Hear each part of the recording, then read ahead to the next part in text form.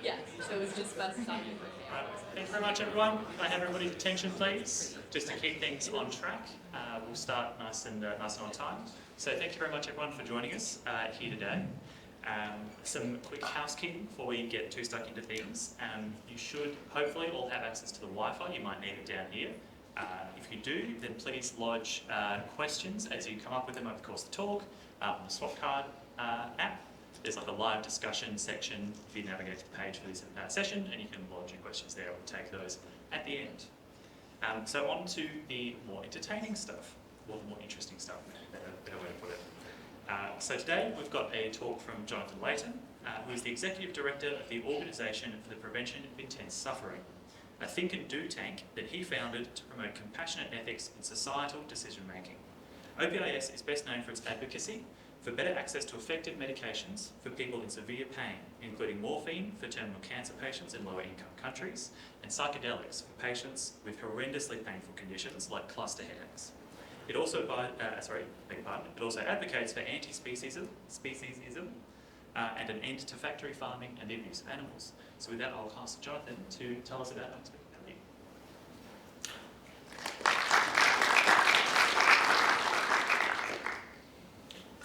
Thanks very much.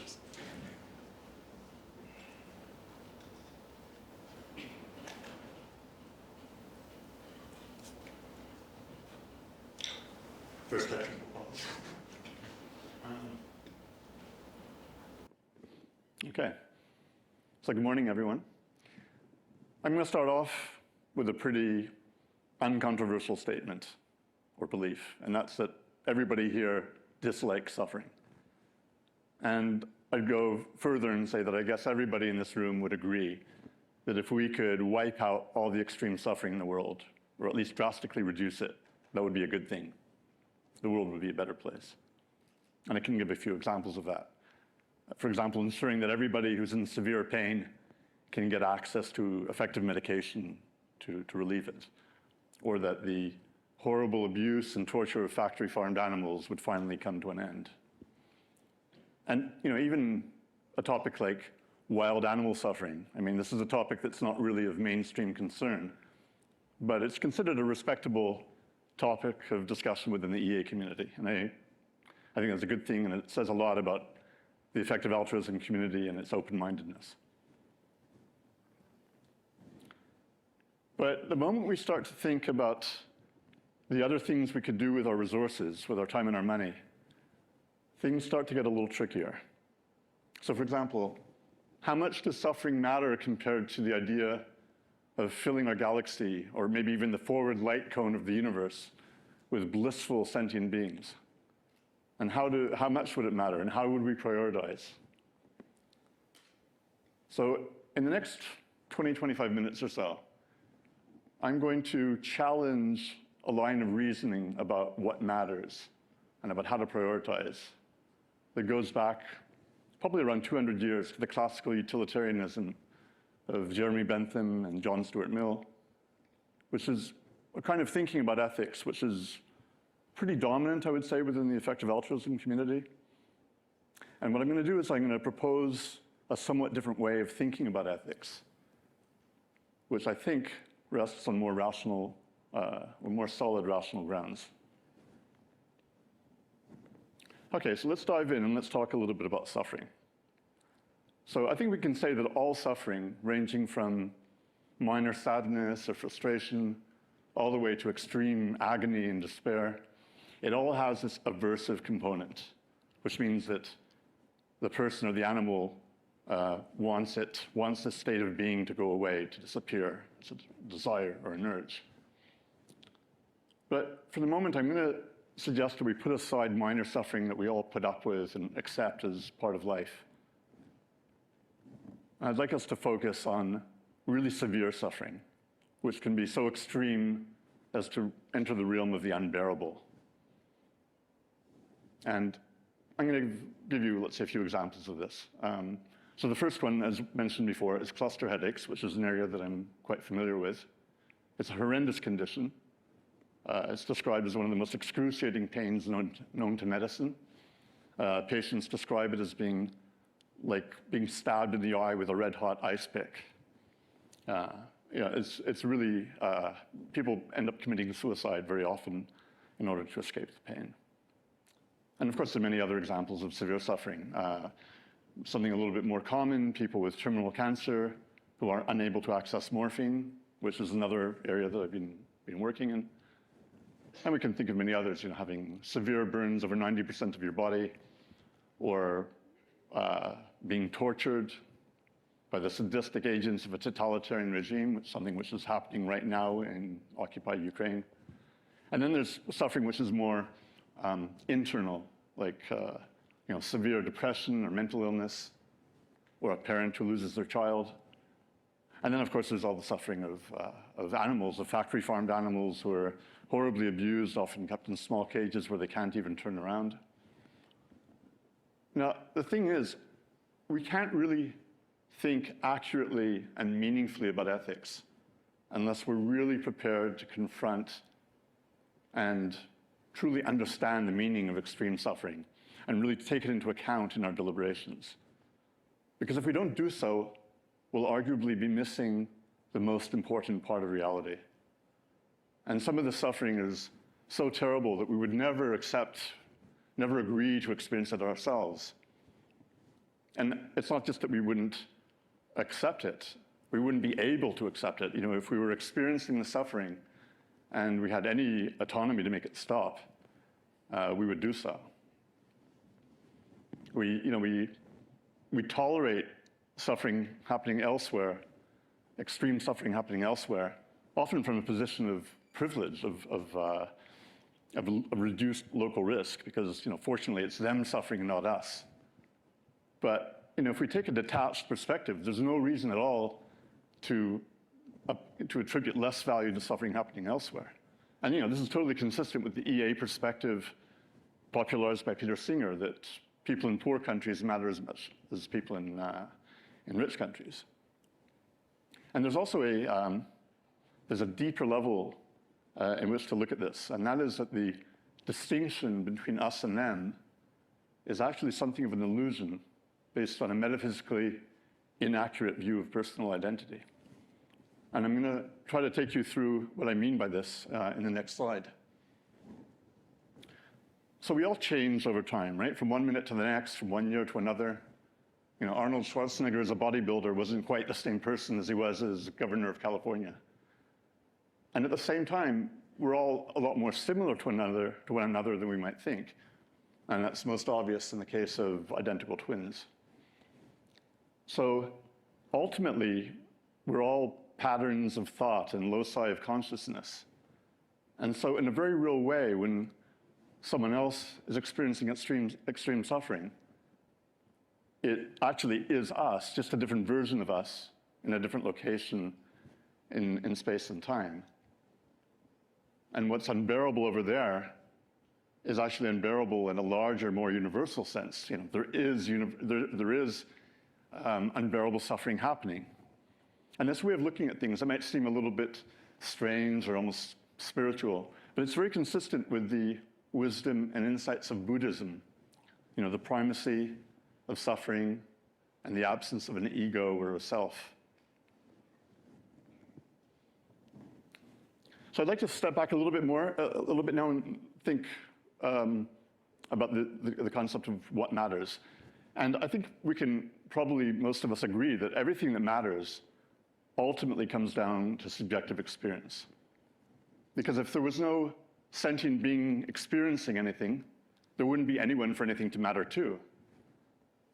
And I think you can also argue that many of the things that we value and care for ultimately are reflected in some degree of happiness or contentedness. Because if they didn't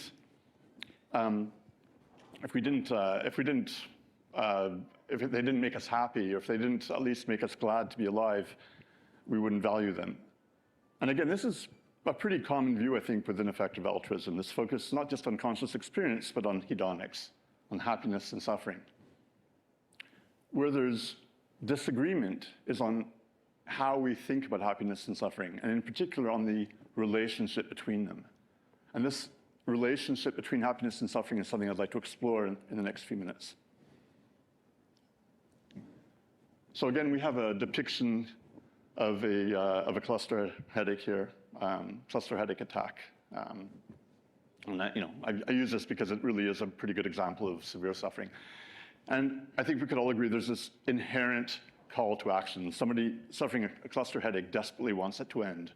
Whether we can do something about it externally or we can't, there's this really desperate need for it to end. Somebody in a state of bliss is just perfectly fine. There's no call to action. He may be at a party and the party comes to an end and he goes home and goes to sleep and everything's okay. There's not been some catastrophic loss of value in the universe. But we can say the same thing about nothingness. So here I'm given an example of an empty planet like Mars. There's no call to action to fill the void. There are no invisible people pleading for us to bring them into existence. Now, we might like the idea of bringing happy people into existence. It might make us happy to think about it. And happy people, once they exist, they're happy to be alive. There's no question about that. But there's no inherent call to action to bring them into existence. And it's similar to the idea of a couple that decides not to have children.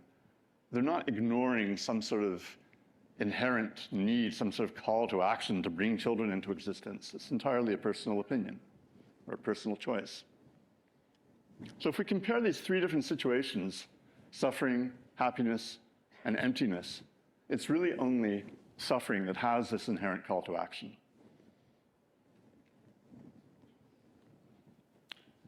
And so if we think about ethics as being about directing our attention to things that have a need to be changed in the world, then the concept of urgency becomes extremely important. And only suffering has this urgency about it. And just to be clear, I don't mean urgency in the sense of having a limited time frame in which to act, but urgency in the sense of there's an inherent need to change things. And I want to stress a really important point here. There's a fundamental difference between a desire for change that occurs only in the mind of an outside observer and a need for change that is really inherent to the situation. So let's do a thought experiment. Let's take somebody in the middle of a cluster headache attack who's in absolute agony. And now let's add to that situation our friend, our blissful friend there. And just to be clear, we're not taking him away from the party or from other situation. We've just conjured him into existence. What can we say about the situation? The suffering is still there. Nothing's changed about the suffering. It hasn't been neutralized. So what happens if we keep adding lots of happy people? Lots of happy, blissful people at the beach and having children and having parties. Have we done anything about the suffering itself? Because the suffering itself is still there. It hasn't been neutralized.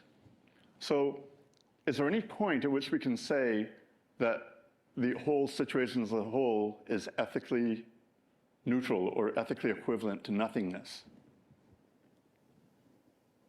And if we think that, why do we think that? Is that actually rationality speaking, or is it more an intuition that says that suffering can be drowned out by enough happiness? My contention, which is shared by a subset of EAs, is that there's a fundamental asymmetry between suffering and happiness. And this is an image from an animation from a short film I made a few years ago, which was meant to illustrate this point. So let's get into the realm of numbers, because EA is a lot about numbers and doing calculations. The point I want to make with this slide is that when we transform the territory, in this case the territory of conscious experience, when we transform it into numbers that are meant to represent it, it's extremely important that we get this right, that we do it in a meaningful way. Because once we're in the realm of numbers, we can do all kinds of calculations and manipulations, and we can have the impression that we're being very precise and very methodical. But if the numbers don't represent reality very accurately, we can end up with conclusions that just aren't valid. And I'm concerned that a lot of the ways that suffering and happiness are represented by numbers by rationalists is not always representative of reality. So let me tell you a little bit more what I mean by this. So we think of suffering and happiness as being polar opposites, like light and dark. That's how we think of them in our minds, which is a reasonable way to think about it. But sometimes suffering and happiness are depicted on a single graph, just on opposite ends of the scale, which can give the impression that they really are polar opposites that actually neutralize one another. And this is not representative of reality. Suffering and happiness, they're not opposites in the same way as positive and negative charges or a positive and negative image, which if you superimpose one on top of the other, you get nothing. But let me give you some other examples. And let's talk not so much about happiness here, but specifically about pain and suffering. So typically, pain and suffering are represented on scales like this. And this is very useful for measuring the intensity of the experience. And they're used clinically to measure how much a patient is in pain or how much they're suffering. But what happens is these scales are sometimes used in discussions about ethics in a way that doesn't really represent what's actually happening. And what I mean by this is that the scales are often treated as if they're cardinal and linear, and they aren't. So they're not based on a defined unit of suffering. And we can't say that 6 is precisely twice a 3, or that somebody suffering at 10 out of 10 is suffering only twice as much as someone suffering at 5 out of 10. Now, there's been some evidence proposed by Andres Gomez-Emilson in a post in the EA forum, suggesting that the scales are actually logarithmic. But even if we were to say, okay, maybe the scales are something like logarithmic, and we can even act as if they really are based on some sort of cardinal unit, that still wouldn't mean that any number of people suffering at the level of 1 out of 10 are equivalent to one person at 10 out of 10. Because one person in the throes of agony is not the same thing as a large number of people, suffering at a very minor level. In my new book, I use a metaphor to try to explain this point. I wrote, you can run up thousands of little hills, but you'll never get the altitude sickness you can get on a single Himalayan mountain trek. And in a similar way, lots of neurons firing individually in different brains is not the same thing as the same number of neurons all firing together in one single brain, giving you one intense experience. But the way many people writing and thinking about ethics depict happiness and suffering is with something like a unit called hedons, which are often referred to as either positive hedons or negative hedons. And they're treated as if they are units of mass or units of charge, as if they can just be sort of scrambled or scattered around or distributed in any number of ways and still have the same significance. And I think that's a very inappropriate way of thinking about suffering and happiness, which aren't composed of tiny units, but are really unified experiences occurring in a brain. Now, the use of the concept of hedons and the idea that we can aggregate them, that we can just add together lots of pluses and minuses, leads us to situations where we could take a complicated mixture of experiences like happiness and suffering and just add them all together and get a single number that represents the whole situation.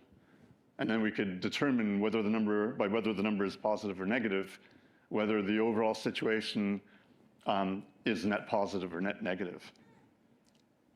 We could take a situation where there's absolutely no suffering, like our blissful friend there, and we can take another situation that is full of suffering. And in theory, if we played with the numbers, we might get the exact same net number of hedons. So a situation where there were lots of terrified, drowning children, to take another EA reference, and one where there's no suffering at all, could have the same ethical significance. I mean, think about that, where this kind of reasoning leads us. Now, just to be clear, in a single individual, happiness and suffering can be very closely related. So, for example, somebody who's in severe pain in a hospital and is visited by friends, they'll find that their suffering is suppressed. And also, if somebody is suffering and the suffering is completely relieved, all that will be left will be happiness or some degree of contentedness. And it's also true that we might suffer if we feel that we're not experiencing enough bliss, if we have this fear of missing out, that we're not enjoying our lives as much as we can. So in these and probably a number of other ways, happiness and suffering are very intimately connected. And it's also true that reducing suffering and increasing happiness are often approached, often use similar approaches and achieve similar outcomes. But these are all occurring within the brain of a single individual. I think it's also worth pointing out that when somebody is really in severe pain, they don't want you to make them happier. They just want the pain relieved. And it's also true that each of us makes personal trade-offs. We'll all put up sometimes with a bit of suffering or a bit of frustration in order to achieve some sort of happiness in the future. But I think what's really important here is that we remember this is happening within the brain of a single individual with a sense of autonomy over their own well-being. And this doesn't relate at all to decisions where we might allow some people to suffer so that others can be happier. And these are completely different situations. The autonomy of an individual is very different from making decisions about unrelated people who have no say in the matter. And I think that this whole idea of aggregating pluses and minuses and assuming that a situation is net positive if it has an excess of pluses over minuses, it can be used to support this idea that there's some sort of moral imperative to increase value in the universe and to maximize value in the universe, which in some ways is very similar to the economic idea that there's some sort of imperative to increase shareholder value. I sometimes think that there's been some influence of the economic paradigm on the ethical paradigm. And this idea means that a situation that's more net positive than another has more value than another, and therefore it's better, and that we have some sort of need to create more of the situation. This paradigm is completely divorced from the notion of urgency. And I would argue that the only real urgency there is to decrease the disvalue of suffering. I think one of the main reasons that this kind of thinking is so dominant is that we have this very hardwired desire to survive. Philosopher Thomas Metzinger coined the term existential bias to describe the fact that we will do almost anything to prolong our own existence. That's totally natural. We don't want to die. We want to survive. We want our species to survive. We don't want to some sort of existential catastrophe to wipe out our planet. That's all totally natural.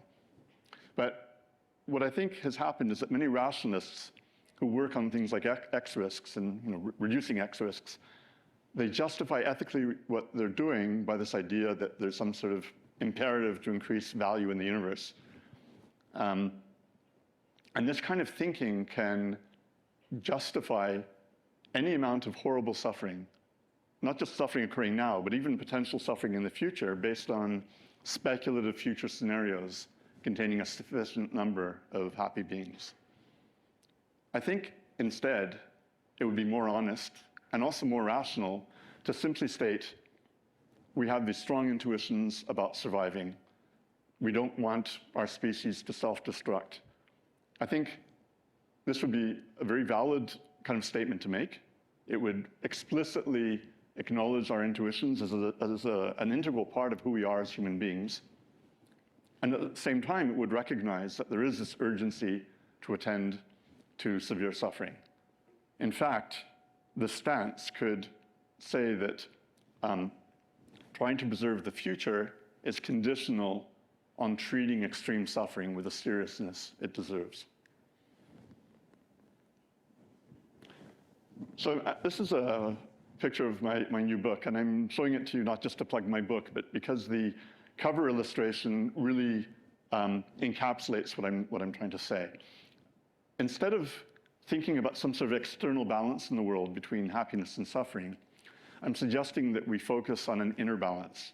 The inner balance between, on the one hand, trying to think rationally about preventing as much suffering as possible, and the intuition basically to survive and to thrive and to have lives full of meaning. So it's basically a dance between two different ways of seeing the world and being in the world. And the ethical framework that I propose, which encapsulates this idea, I call it XNU+.